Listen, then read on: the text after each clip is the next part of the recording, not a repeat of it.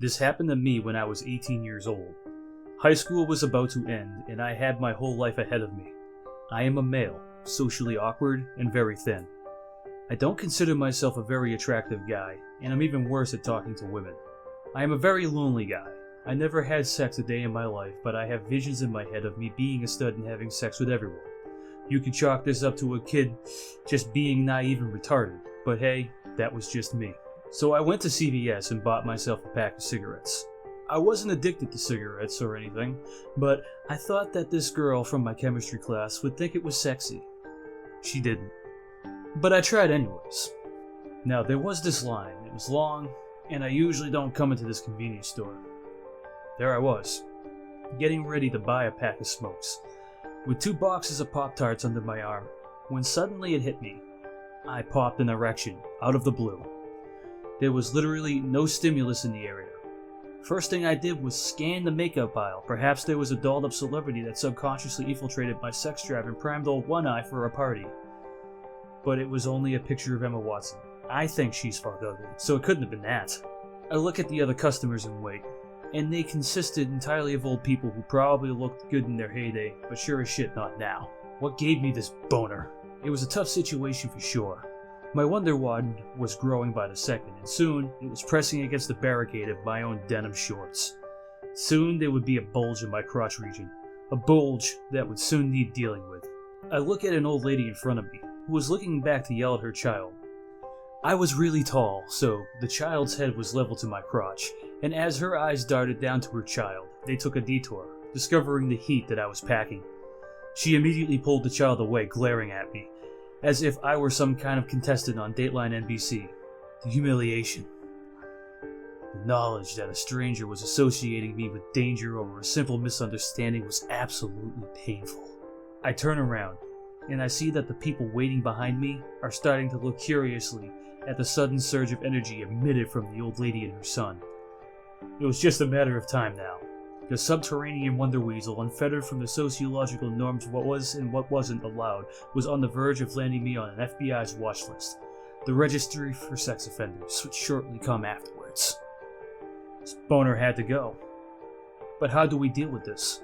How does one tactfully obliterate the social threat looming in his pants? Like a dog that refuses to behave himself in public, I faced ultimate humiliation, a failure to conduct myself as a reasonable adult, and my life had only just begun. The fairness of this situation. It was like time stood still. The people slowly, little by little, one by one, began to realize what was happening. A lady maybe 10 years older than me walked by, and her eyes immediately locked onto the bulge my pants were rocking the way an epidermis rock zits, ready to pop the white shit everywhere and make a mess of your bathroom. It was a brutal experience, and the fact that I started to sweat profusely made it all the worse. It was like a perfect shitstorm, and I was the eye of it. And then the worst part of all happened. The crowd cleared up, and there she was. The most beautiful girl I had ever laid eyes on. She must have been 2 or 3 years older than me. Long red hair, sharp eyes, and a petite body. Her necklace was particularly awesome, as it was one of those pendants you get in the Zelda game from Nintendo 64. I think it was the one you get after killing the fire boss. You know, the one with the Gorons. That was my favorite level, so we already had a premise for potential conversation. Even better, she had a tattoo of my favorite band, Tool. The eyeball with the 2 pupils on her forearm. That was also pretty hot, as I too wanted to get a tattoo like that when I got my graduation money. It was the perfect moment. And what do you think happened next? Well, I'll tell you what happened next. The blood, which was already flowing downstairs, went from a trickle to a straight-up geyser. You'd think that this rhino horn in my pants was already at the apex of its ascension, but no! It grew 10 times its size that day. Hello, She said to me when I finally got to her. I had to play it cool.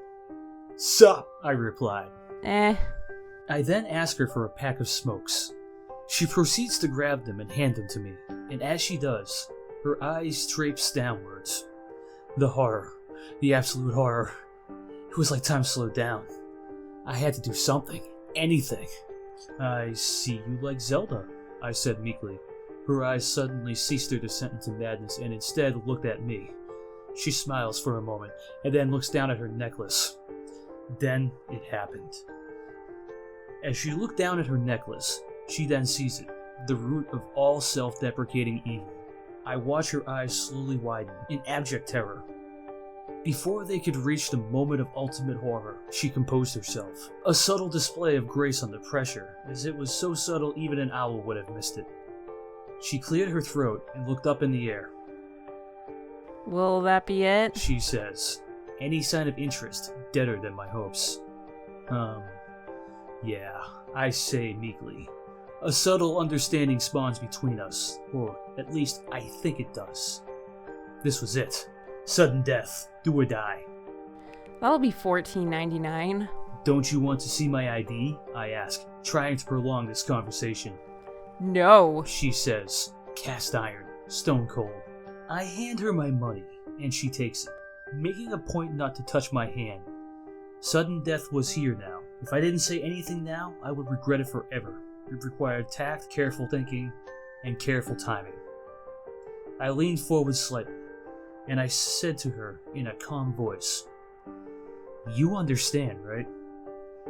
Her head immediately turned to realize I was leaning in. She jolted back and let out a puppy dog yelp, and said curtly, What are you doing? Immediately behind me, a customer already savvy in my bonerous ways grabs me by my shoulder and says, you should leave, now. There was nothing more to be done. I left a broken man. A broken, fully erect man. Later that night, I sat in my bathroom, staring at my wiener, asking why. Why did you do this to me? I grabbed a pair of scissors. You just had to stand tall, didn't you? I held the blades against my shaft.